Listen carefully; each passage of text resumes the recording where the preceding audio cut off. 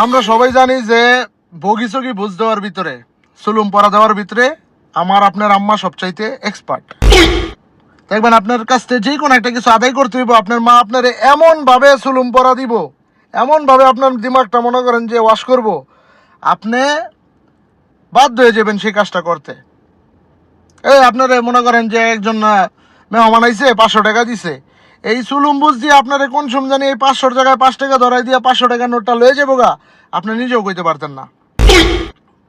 আবার এই সুলুম পড়ার ভিতরে আমার আপনার আব্বাও কিন্তু কম যায় না, ঠিক আছে? আমরা হয়তো ডরে কইতে পারি না, কিন্তু আপনি একটা কথা চিন্তা করে দেখেন, পোলারে বাপে দেখে খাইছে, চায়ের দোকানে আড্ডা দিতে আছে সন্ধ্যাবেলা লেখাপড়া থইয়া, বাসায় রেজাল্ট কার্ড দেখছে, পলাই করছে 2 বছর ফেল।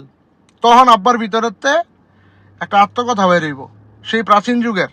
আপনি বাসায় আইছেন, এদিকে আয়, সুন্দর করে বয়, আপনার কি কইব, তরে এত টাকা ভাঙতাছি তোর পিছে, এত আরামে এসে রাখতাছি, তারপরেও তুই লেখাপড়াটা ঠিক মতো করতেছস না, জানোস? এই যে জানোসের পরে শুরু হইলো। আমগো সময় আমরা কি করতাম?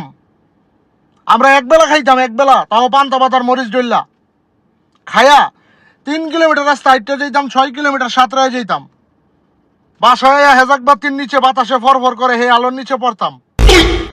তোরা তখন সময় এত কিছু আছে, তারপরও লেখাপড়া করতে চাস না। আমগো বেলা কিচ্ছু আসিল না, লুঙ্গি পরে যাইতাম, যে লুঙ্গি পরে আমি যাইতাম, এই লুঙ্গি পরে পড়ালেখা করে যখন বাসায় যাইতাম, এই লুঙ্গি পিনতে আব্বাই যাইতো ধান কেটতে। এতটুকু পর্যন্ত ঠিক আছে, কিন্তু পরে আবার রাইতের বেলা মার লগে ঝগড়া লাগছে, ঝগড়া লাগার পরে কইতাছে, হ্যাঁ আমার বাপের জমিদারি দেখে তোমার বাপে বিয়া দিছে আমার লগে, আমি যে তোমার বিয়া করছি তোমার 7 কপালের ভাগ্য, কোনো কিছুর অভাব ছিল না আমগো, হ্যান আসিল, তেন আসিল, পুকুর আসিল, মাছ আসিল, গাছ আসিল, বাঁশ আসিল, এই বাঁশটা আমার কথা দেন।